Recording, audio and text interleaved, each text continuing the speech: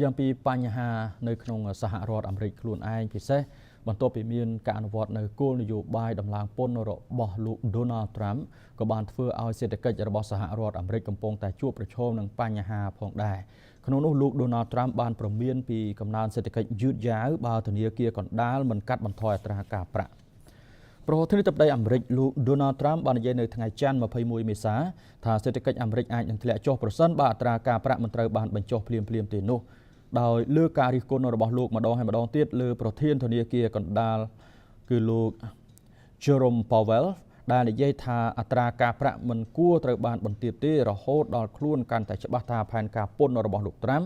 នឹងមិននាំទៅរកកំណើនអតិផរណាជាប់លាប់លោក Trump បាននិយាយនៅក្នុងការបង្ហោះលើបណ្ដាញទំនាក់ទំនងសង្គមថាជាមួយនឹងការចំណាយមាននានាការធ្លាក់ចុះខ្លាំងនោះស្ទើរតែមិនមានអតិផរណាទេប៉ុន្តែអាចមានការយឺតយ៉ាវនៃសេដ្ឋកិច្ចលុះត្រាតែប្រមុខធនាគារកណ្ដាលបន្ថយអត្រាការប្រាក់ឥឡូវនេះ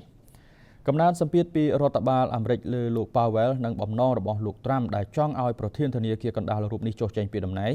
បានធ្វើឲ្យទីផ្សារភាគហ៊ុនធ្លាក់ចុះនិងការសម្រុកលក់បានបំណុលកាន់តែខ្ពស់គណៈវិនិយោគិននិងក្រុមអ្នកវិភាគភ័យខ្លាចភាពរង្គោះរង្គើប្រសិនបើលោក Trump បញ្ឆេះចំនួនជុំវិញឯករាជ្យភាពនៃគោលនយោបាយរូបិយវត្ថុរបស់ធនាគារកណ្ដាលហើយព្យាយាមដកលោក Powell មុនពេលចុងបញ្ចប់នៃអាណត្តិរបស់លោកក្នុងពេលជាង1ឆ្នាំខាងមុខនេះ